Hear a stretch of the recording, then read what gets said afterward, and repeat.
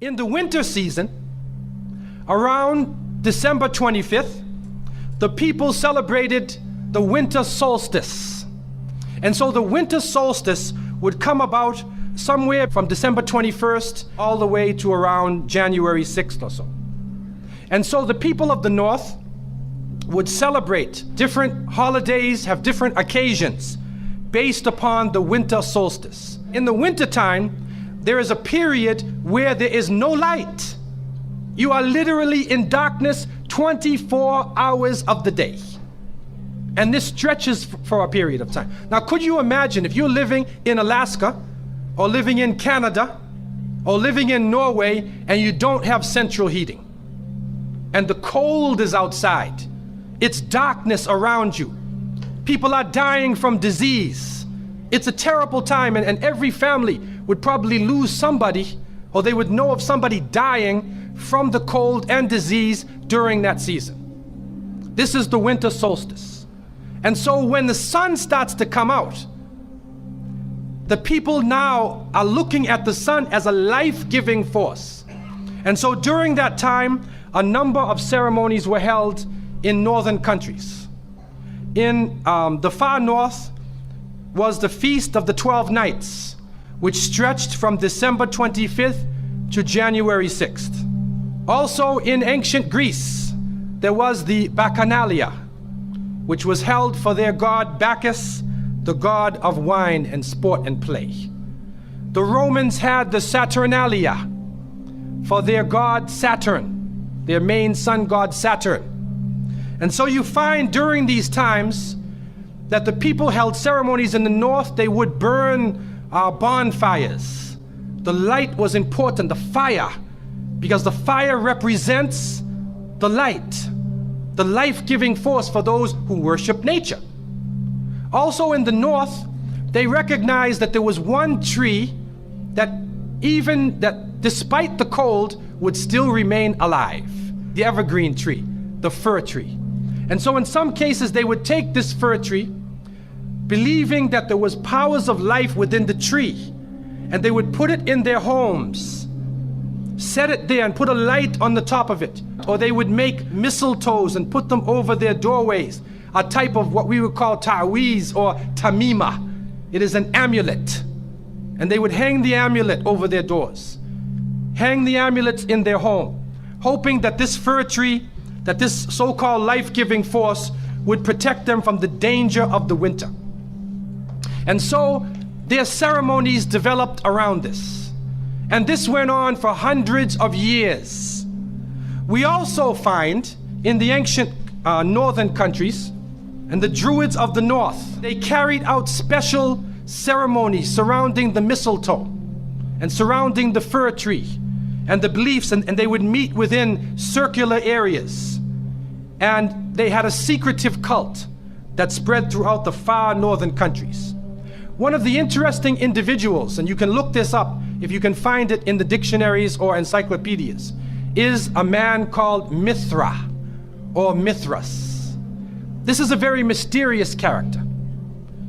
And when you look at history, you find that this individual called Mithra was born on December 25th.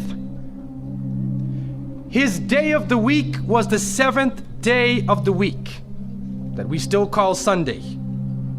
He was supposed to be the son of the sun god himself, and they had a special sacrament made up of bread and wine, and they would make this drink during this time, and supposedly he died for the sins of the people.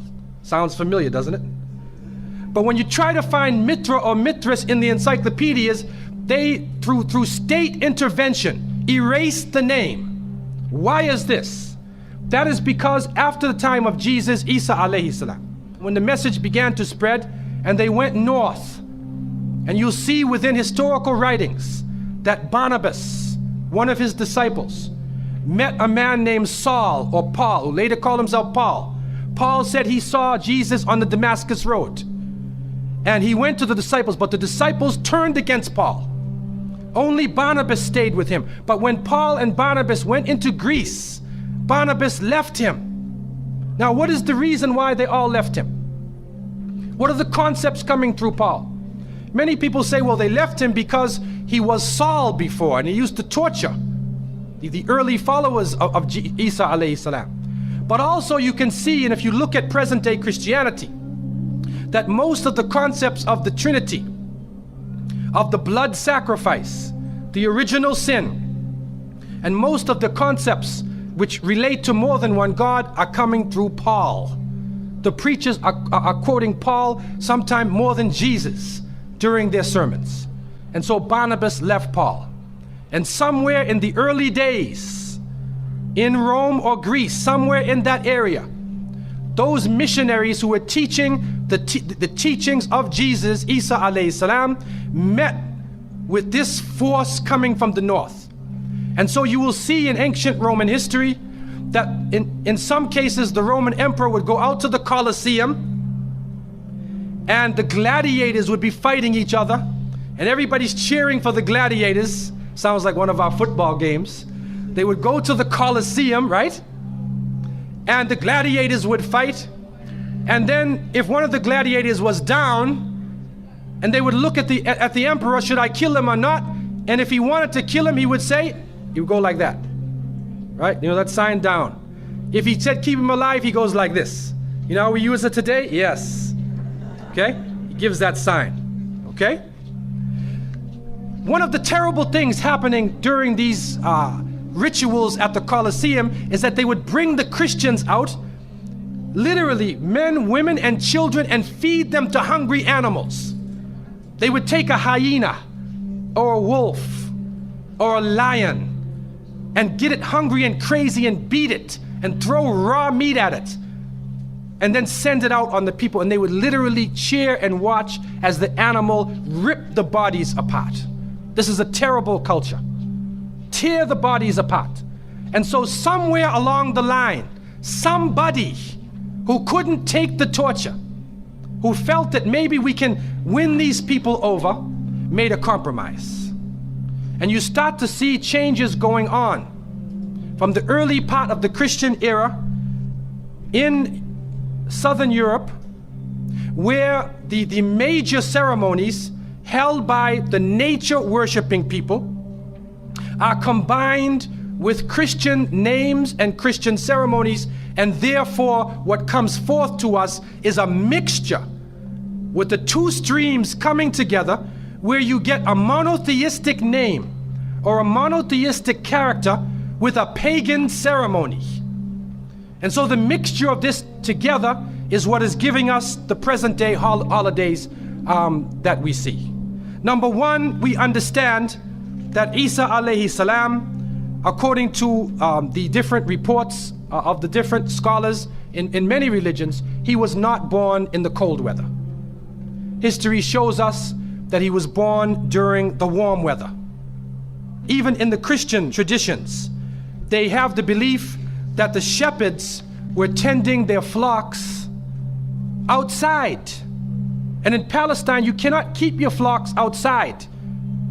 In the wintertime, in the evening, you bring them in because it's cool at night. And so it was the warm weather. It was also the time of the taxes in the north.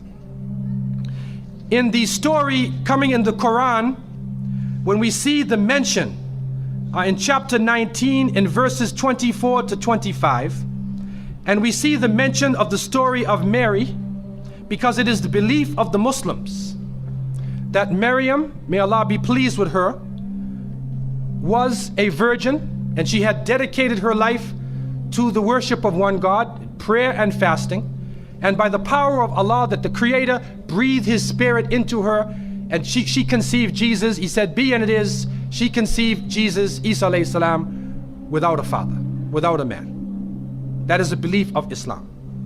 It is also a belief that when she felt the pain of the pregnancy, that the angel came to her and told her to go outside of the city. She went outside of the city to a remote area, and there she found a palm tree, and she found water.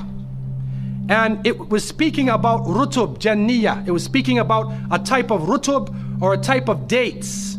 And those who know, who have lived in the desert area, know that when the dates become ripe, when you start to see the color of the dates change, because dates are not brown, you know.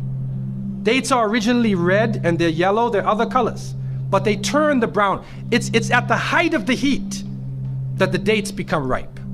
And so it's at that time that she gave birth to Isa alayhi salam. So from different points of view, different historical points of view and different religions, we understand that Isa alayhi salam was not born during the winter season.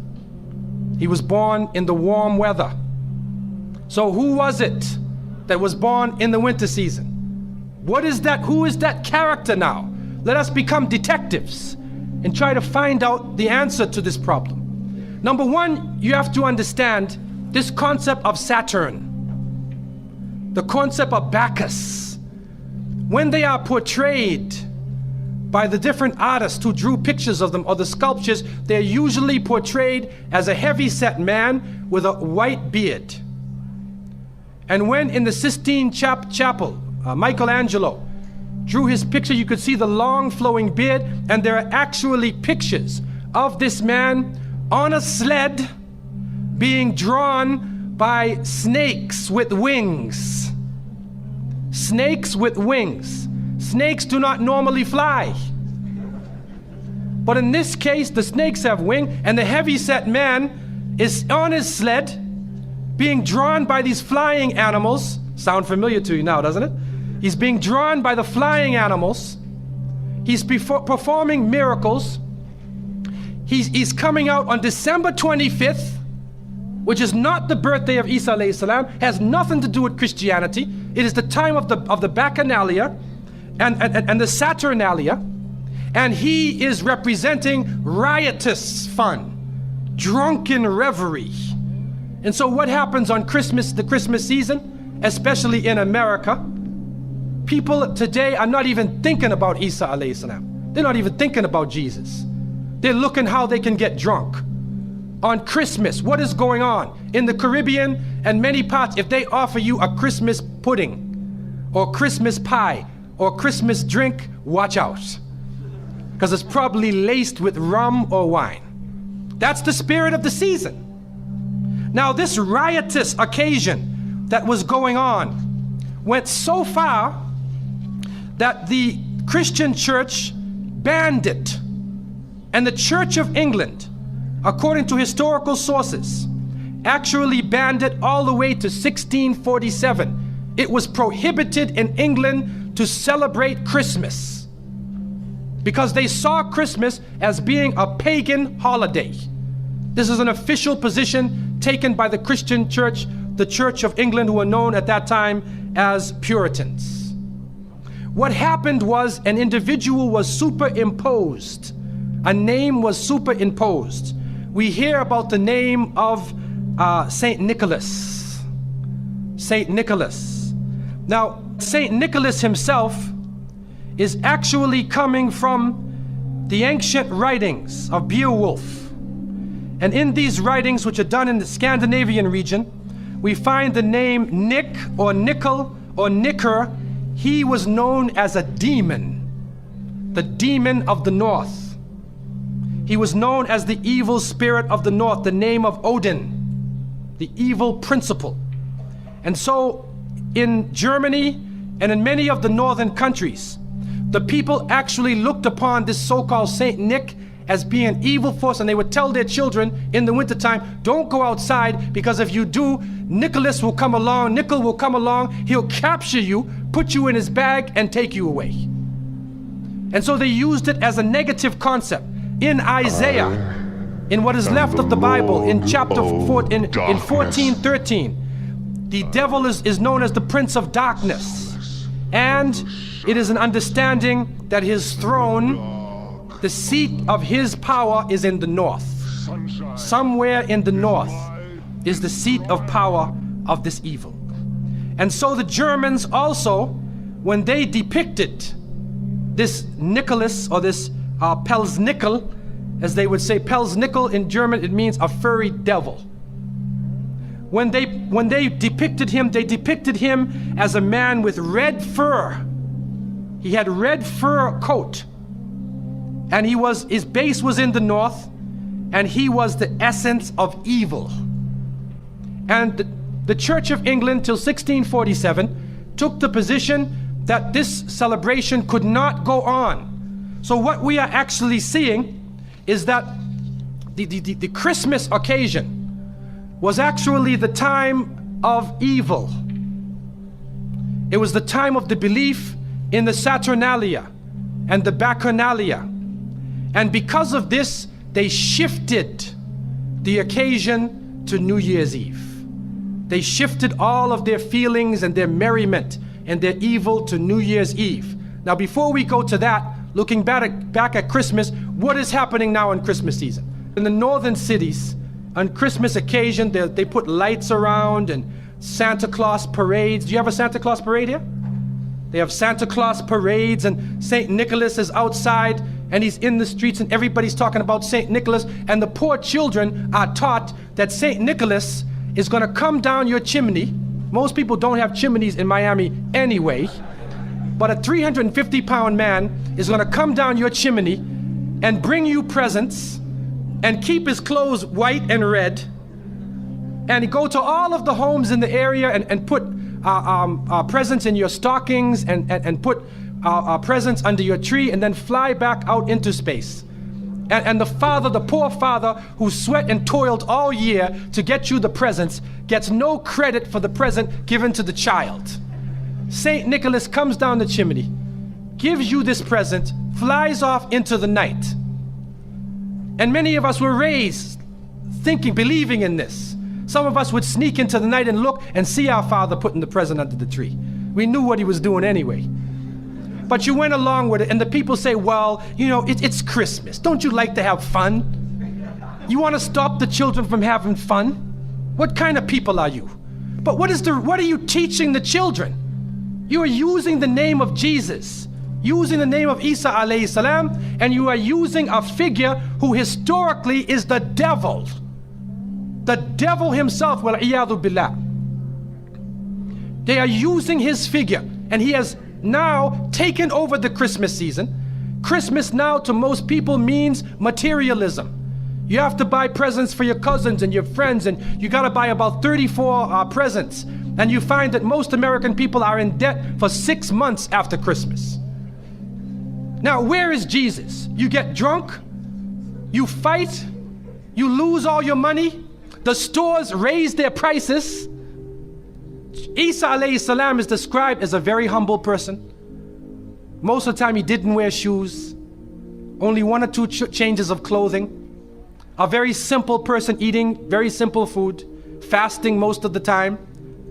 You see what is going on? There are 2 streams now, a stream of polytheism, a stream of monotheism, and now the polytheism, the materialism, is overtaking the monotheism and standing in the way and taking over our society. And some foolish Muslims coming along from outside of in their country say, well, I just want to be an American. I want a tree too.